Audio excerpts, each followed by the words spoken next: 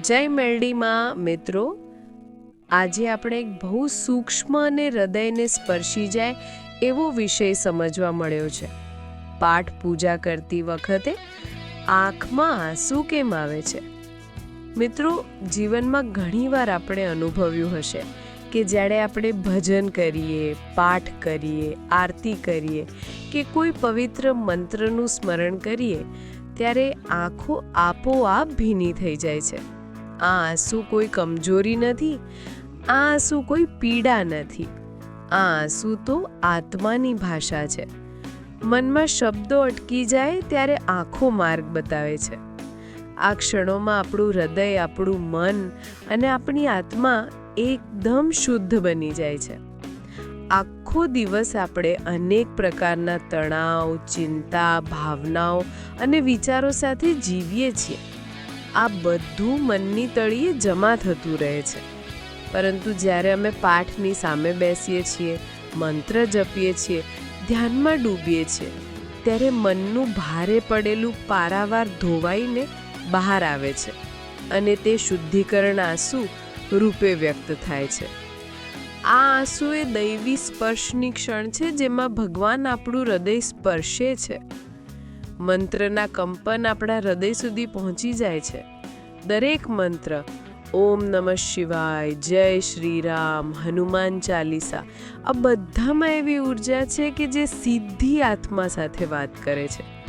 તરંગો હૃદયચક્રને ખોલે છે અને હૃદયચક્ર ખુલવાનું નિશાન છે આંખોમાંથી વહેતી બૂંદો.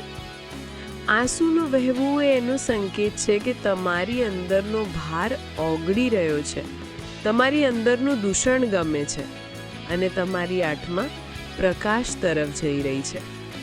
વિજ્ઞાન પણ કહે છે કે જ્યારે મન શાંત બને છે, જ્યારે આપણે પ્રાર્થનામાં ખોવાઈ જઈએ છીએ, ત્યારે આપણા શરીરમાં રિલેક્સેશન રિસ્પોન્સ સક્રિય થાય છે અને આંખની ગ્રંથિઓ મૃદુ બની જાય છે, જેમાંથી આંસુ વહે છે. એટલે ભાવના પણ સાચું, વિજ્ઞાન પણ સાચું. કેટલીક વાર આંસુ એ યાદોના દરવાજા ખોલે છે. જૂના ઘા, જૂના દુઃખો, જૂના પળો જ્યારે મનમાંથી ઉપર આવે છે ત્યારે આંખો નમ થાય છે. પરંતુ તેની પાછળ રહેલી સત્યતા એ છે કે આંસુ કેવળ દુઃખના નથી, એ ઉપચારના છે. આંસુ એ ભગવાનનો હાથ છે જે તમારી અંદરના ઘાને ધોઈ નાખે છે. ઘણા ભક્તોના અનુભવો છે કે તેઓ જાણે કીર્તન સાંભળે છે ત્યારે આંખો રડી પડે છે. કેટલાક કહે છે, અમને ખબર પણ નથી પડતી ને આંસુ વહી જાય છે. એનું કારણ એ છે કે ભગવાન હૃદયમાં પોતાની હાજરીની ઝાંખી આપે છે. આ સ્થિતિ બહુ પવિત્ર છે અને હૃદય જ્યારે નમ્ર બને, આત્મા જ્યારે પવિત્ર બને, ત્યારે મનનું કોચડું ઓગળી જાય. આ જ એક ક્ષણ છે જ્યાં આપણે ભગવાનની નજીક જઈએ છીએ. શબ્દોનો અવાજ ઓછો થઈ જાય છે અને ભાવનાઓ બોલી ઉઠે છે. એક વૃદ્ધ ભક્ત કહેતા હતા કે હું હનુમાન ચાલીસા વાંચું ને 1-2 લીટી પછી જ આંખો ભીની થઈ જાય. મેં પૂછ્યું, કેમ? તેઓએ કહ્યું, મને સમજાતું નથી, પણ કોઈ અંદરથી ખેંચે છે. એ છે દૈવી ખેંચાણ. ઘણી વખતે આપણે પ્રાર્થના કરીએ અને મનની ઊંડાઈએ કોઈ પ્રશ્ન, કોઈ વેદના, કોઈ ઈચ્છા છુપાયેલી હોય. મંત્રના તરંગો તેને બહાર લાવે છે અને આંસુઓ દ્વારા શરીર હળવું થાય છે. આંસુ એ હૃદયનો બોજો ઉતારવાનો માર્ગ છે. ભગવાન કહેશે, બસ હૃદય ખોલો, હું નિકટ છું. મિત્રો, આંસુ 3 પ્રકારના હોય છે: ભક્તિના, કૃતજ્ઞતાના અને શુદ્ધિકરણના. જે આંસુ ભક્તિથી આવે તે આત્માને પવિત્ર કરે, જે આંસુ કૃતજ્ઞતાથી આવે તે હૃદયને નમ્ર બનાવે અને જે આંસુ શુદ્ધિકરણથી આવે તે જીવનમાંથી અંધકાર દૂર કરી દે. જ્યારે કોઈ કહે કે પાઠ કરતી વખતે મને રડવું આવે છે, ત્યારે તેને ક્યારેય રોકશો નહીં, કારણ કે તમે રડતા નથી, તમારી આત્મા હળવી થઈ રહી છે. એ આંસુ તમારી અંદરના ઘરેલું પ્રકાશનું પ્રથમ પ્રગટ સ્વરૂપ છે. આંસુ એટલે ભગવાનના છુપાયેલા આશીર્વાદ.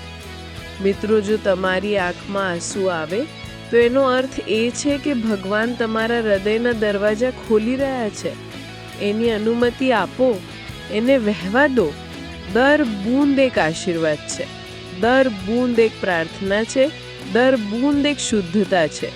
ભગવાન તમને એવી ભક્તિ આપે જેમાં શબ્દો શાંત પડી જાય અને આંખો બોલે. એવી શાંતિ આપે જે આત્માની તળિયેથી ઉગે. એવી કૃપા આપે જે આંસુ બનીને વહે. ભગવાન સૌને શાંતિ, પ્રેમ અને ભાવનાભર્યું હૃદય આપે. જય જય શ્રી મેલડીમાં. જય મેલડીમાં. ભક્તો, જ્યારે માણસ જન્મે છે ત્યારે પ્રથમ પ્રગટ થતું શબ્દ નથી, આંસુ છે. અને જ્યારે માણસ સત્ય રૂપે માતાજીના ચરણમાં પહોંચે છે ત્યારે પણ જે પ્રથમ પ્રગટ થાય છે એ આંસુ જ છે. આંસુ એટલે શરૂઆત પણ, આંસુ એટલે અંત પણ. આંસુ એટલે શુદ્ધ ભાવ, જ્યાં મોઢું બંધ પડે અને અંતર બોલે. પૂજા કરતી વખતે આંખમાં આંસુ આવે છે કારણ કે ત્યાં કોઈ ભક્તિનું દેખાવ નથી, કોઈ અભિમાન નથી, કોઈ દુનિયાની ગૌરવ ગાથા નથી. ત્યાં માત્ર એક સત્ય છે કે માતા, હું તારો છું. 2. ભક્તો, આપણે જીવનભર કેટલીય જાહેરાત કરીએ છીએ કે હું મજબૂત છું, હું ઠીક છું, મને કશું નથી લાગતું. પણ જ્યારે પૂજામાં બેસીએ છીએ, દીવો ચમકે છે, કલાકનો નાદ થાય છે, ઘુમરતી ધૂપ અંજલિ આપે છે અને આપણે માતાજીના ફોટામાં નજર મિલાવીએ છીએ ત્યારે આ તમામ નકાબો તૂટી જાય છે. હૃદયની અંદર જે વર્ષો જૂના ભાર છે, જે દુઃખ જે અમને રાત્રે ઊંઘવા નથી દેતું, જે લોકોનું વચન, જે તૂટેલા સંબંધ, જે અધૂરા સપના, જે ગુમાયેલા પોતાના, બધું એકસાથે બહાર આવવા લાગે છે અને આ બધું આંસુ બને છે. આંસુ એ દર્દ નથી, એ મુક્તિ છે. 3. ભક્તો, ઘણા લોકો નજર ચોરીને રડે છે પણ ભક્ત પોતાની માતાના ચરણોમાં શરમાતા નથી. કારણ કે માતા સામે રડવું પાપ નથી, માતા સામે રડવું તો સૌથી મોટું પુણ્ય છે. તમે જાણો છો પૂજા વખતે આંસુ કેમ વહે છે? કારણ કે પૂજા એક એકમાત્ર ક્ષણ છે જ્યારે તમે એકલા હોતા નથી, તમે માતાજી સાથે હો. અને માતા સામે તો મોટાઓ પણ બાળકો બની જાય છે. એક ભક્ત કહેતો, મારા જીવનમાં ઘણા લોકો હતા પણ તેઓએ બધાએ મને બોલતા સાંભળ્યો. માત્ર માતાજી એવા છે જેમણે મને રડતા સાંભળ્યો. યાદ રાખજો ભાઈઓ, જ્યાં તમે દુનિયામાં હસો છો ત્યાં તમે નકલી છો, પણ જ્યાં તમે માતાજીના ચરણોમાં રડો છો ત્યાં તમે સાચા છો. જ્યારે તમે માતાજીની આરતી કરો છો, જય અંબે ગૌરી, જય મેલડીમાં એમ બોલો છો ત્યારે શબ્દો ફક્ત ગળે નથી, આત્મામાં ઉતરે છે. આત્માને આંચકો લાગે અને આંચકો લાગતી જ આંખ પાણીથી ભરાઈ જાય. એ પાણી આત્માની નમી છે. મિત્રો, કરે પૂજામાં એવું અનુભવ થાય કે કોઈએ અંદરથી તમને હાથ રાખ્યો હોય, કોઈએ તમને પોકાર્યું હોય કે બેટા હું અહીં છું. એ અનુભવ શબ્દોમાં બોલાતો નથી, એ અનુભવ આંખે બોલે છે અને બોલવાનું માધ્યમ આંસુ. ક્યારેક આંસુ પીડાના હોય છે, ક્યારેક પ્રેમના હોય છે, ક્યારેક સંસ્મરણના હોય છે, પણ મોટા ભાગે આંસુ કૃપાના હોય છે.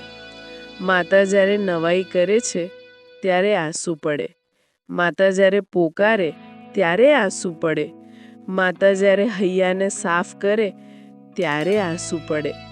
ભક્તો, તમે જાણો છો આંસુ એ આખું જીવન ધોઈ નાખે છે. જે વહાલા બાળકના જન્મ સમયે શરીર સાફ કરવા માટે નર્સિસ પાણી નાખે છે, એ જ રીતે ભક્તના જીવનને સાફ કરવા માટે માતાજી આંસુ આપે છે. જ્યારે તમે રડો છો ત્યારે અંદરનો ઝેર બહાર નીકળી જાય છે.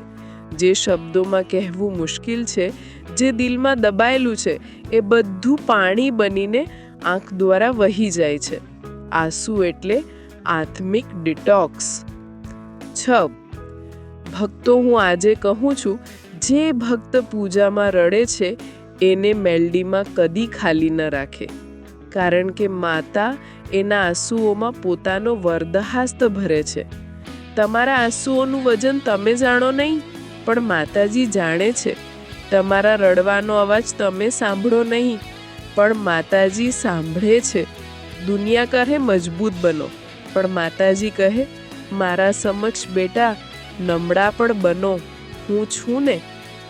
એ જ તો ભક્તિ છે. અને ભક્તો, જો આ પ્રવચન વાંચીને તમારી આંખે ભેજ આવ્યો હોય, હૃદય નમણું થયું હોય, દિલને સ્પર્શ લાગ્યો હોય, તો આ ભાવ અન્ય ભક્તો સુધી પહોંચાડજો. લાઈક કરજો, શેર કરજો, સબસ્ક્રાઇબ કરજો, કમેન્ટમાં લખજો જય મેલડીમાં, આંસુ આવી ગયા. તમારો એક શેર કોઈની આત્માને શાંતિ આપી શકે. તમારી એક કમેન્ટ કોઈનું ભરેલું હૃદય ખીલવી શકે.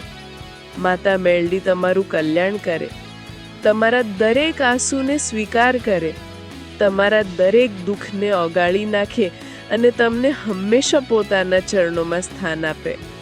જય મેલડીમાં, જય મેલડીમાં. ભક્તો,